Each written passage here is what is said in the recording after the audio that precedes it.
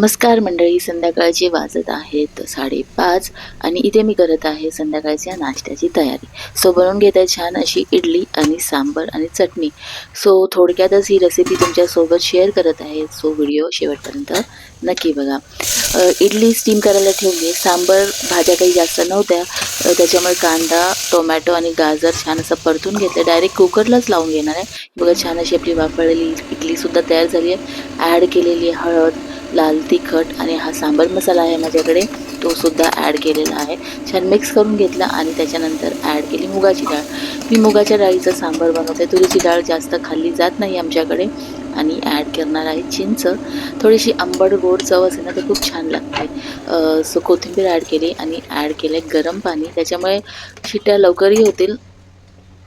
So आता हे बघा गूळ ॲड केले, थोडंसं गोडवा आणण्यासाठी. चवीनुसार मीठ आणि 2 ते 3 शिट्या करून हे सांबार तयार करून घेतलं. सो आता करून घेतली ही नारळाची चटणी आणि छान आता तडका देणार आहे या चटणीला. तडका दिल्यावर ही चटणी खूपच टेस्टी लागते. सो आता ह्या छोट्याशा तडक्या पॅनमध्ये मी ॲड केलं आहे तेल आणि जिरं, मोहरी, हिंग देऊन छान अशी खमंग फोडणी करून घेणार आहे. कढीपत्तासुद्धा तुम्ही ॲड करू शकता, पण माझ्याकडे संपला होता, त्याच्यामुळे मी फक्त जिरं, मोहरी आणि हिंगाची फोडणी करून घेतलेली आहे.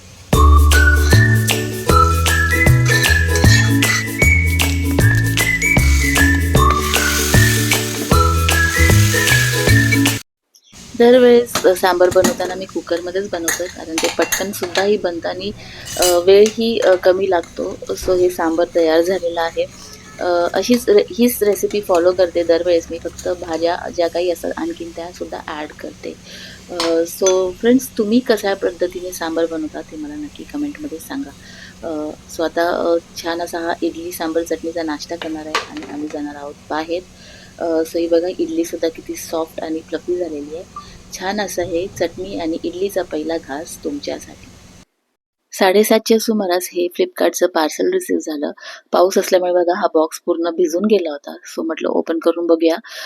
एक स्टँड 2 टियरचं स्टँड मी ऑर्डर केलं होतं. सो त्याचे हे असे सेपरेट पार्ट्स रिसीव्ह झाले होते. येणाऱ्या पुढच्या व्हिडिओजमध्ये तुमच्यासोबत हा स्टँड असेंबल केल्यानंतर नक्की शेअर करेन आणि त्याचा यूज मी कुठे करणार आहे ते सुद्धा दाखवेन. सो 7:30 वाजून गेले होते. सो आम्हाला जायचं होतं बाहेर. सो आम्ही निघालो. काही कामे होती ती करायची होती. तो सर्वात आधी आलो आम्ही या लाईट्सच्या दुकानांमध्ये. आमची एक लाईट होती, त्याचं रिपेअरिंग करून घ्यायचं होतं. सो इथे आलो आणि त्याच्यानंतर आम्ही पुढे जाणार आहोत. इथे आयुषसुद्धा आहे आणि या दुकानात आल्यानंतर सर्वात आधी लक्ष वेधून घेतलं तर या सुंदर अशा इथल्या डेकोरेटिव्ह लाईट्स, झुंबर आणि शँडलिअरनी. किती सुंदर आहेत ना.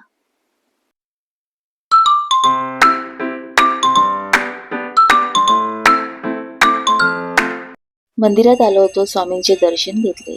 गणेश उत्सव लवकरच येत आहे, त्याच्यामुळे याच मंदिरात दरवर्षी आपल्या बाप्पांचं छान छान अशा मूर्त्यांचं, सुंदर मूर्त्यांचं विक्री केंद्र असतं. सो हे त्यांचे डिटेल्स आहे. आपला गणराया ऑफिशियल. खूप सुंदर मूर्त्या असतात त्यांच्या. सो बघा किती सुंदर आहेत ना. हे जस्ट त्यांनी डिस्प्ले केलेले आहेत बाहेर आणि आतमध्ये भरपूर अशा मूर्त्या आहेत. तिथून पुढे आम्ही मग आलो आमच्या येथील नेक्सस सीवूड्स मॉलला. आता लवकरच कॅम्पसला जायचं, म्हणून थोडीफार शॉपिंग करायची आयुष्य है ना, हॉस्टेलला जाण्यासाठी.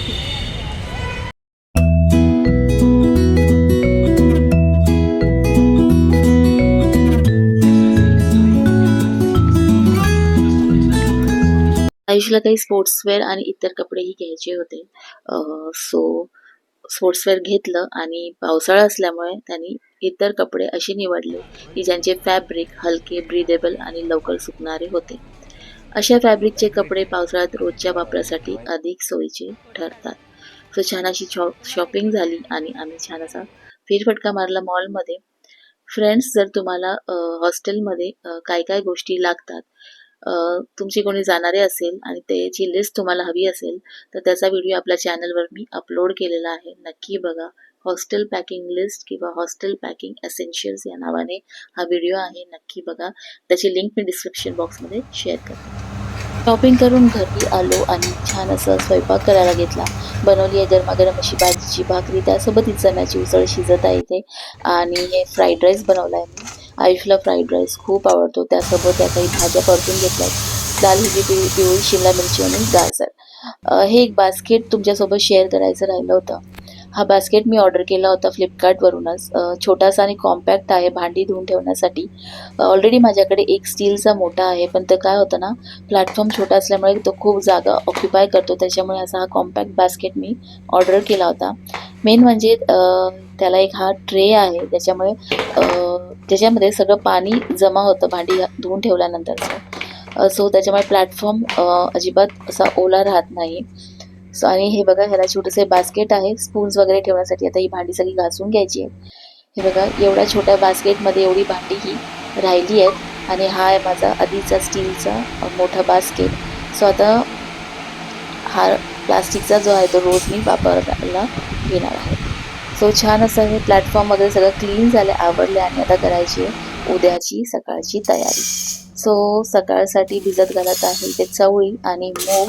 मूग मोड आणणार आहे, त्यासाठी सगळं हे भिजत घालत आहे. अशीच छोटी छोटी तयारी जर आपण आदल्या दिवशी करून ठेवली ना, तर दुसराच दिवस खूपच म्हणजे सकाळचा दिवस जो आहे तो खूपच सोपा आणि आरामदायी जातो. घाई होत नाही, कारण ऑलरेडी आपण तयारी करून ठेवलेली असते. सो छान असे हे चवळी आणि मूग स्वच्छ धुवून घेतले आणि आता पाणी टाकून छान असे हे भिजत ठेवणार आहे.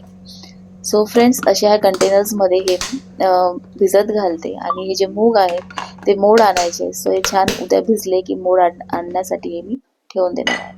आता करायची उद्याच्या नाश्त्याची तयारी. सो झटपट बनणारा नाश्ता आहे.